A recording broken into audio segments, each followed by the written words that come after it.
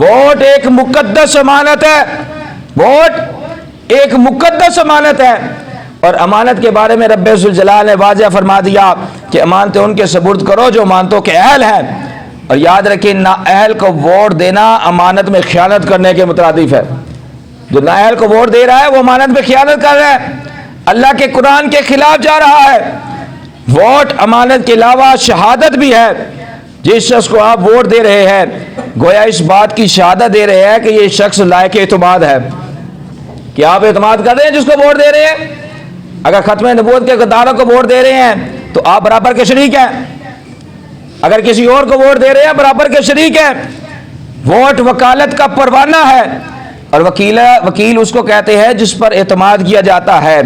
Vote کی چوتھی سفارش، ووٹ کی چوتھی جو حیثیت ہے وہ یہ ہے کہ آپ سفارش کر رہے ہیں، جس کو ووٹ دے رہے ہیں اس کی سفارش کر رہے ہیں کہ یہ بڑا نیک ہے، بڑا متقی ہے، بڑا پرہیزگار ہے۔